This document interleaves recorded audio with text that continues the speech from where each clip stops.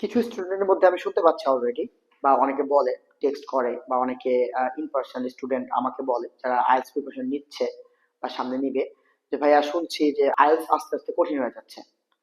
এটা কি আসলে সত্য? না, বিষয়টা মোটেও সত্য না। 5 বছর, 10 বছর, 15 বছর, 20 বছর আগে যারা এক্সাম দিয়েছে, সব সময় there is a group of students, সবসময় থাকে যারা বলে যে ভাইয়া এক্সামটা আগে থেকে কঠিন হয়ে গেছে, লাস্ট ইয়ার থেকে এই ইয়ারে কোয়েশ্চেন গুলো হার্ড হচ্ছে, কোয়েশ্চেন টাইপস গুলো হার্ড হচ্ছে। বাট এটা কি আসলে সত্য? না, মোটেও এটা সত্য না। সো এটা তাদের কাছে মনে হয় যাদের প্রিপারেশনটাই ভালো না, যাদের প্রিপারেশনটা প্রপার হয় নাই, কোয়েশ্চেন টাইপস গুলো থেকে শুরু করে কোনো মডিউলেই তারা তেমন একটা ভালো প্রিপারেশন না, বা তাদের বেসিকটা ভালো না, তারাই একমাত্র এই কথাটা বলে। বা যাদের মোটামুটি বেসিকটা ফাউন্ডেশনটা ভালো আছে, তাদের মধ্যে এই কনফিউশনটা কখনোই দেখা যায় না।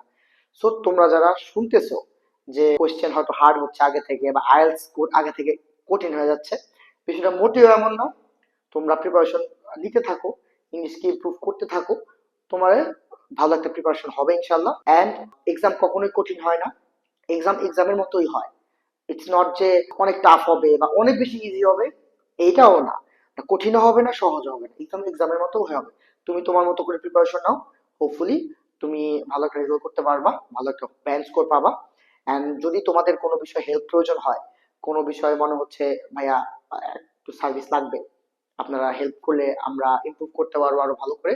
সো তোমাদের জন্য at any given time we are here. So do communicate with us, we can try to help you out. Thank you so much.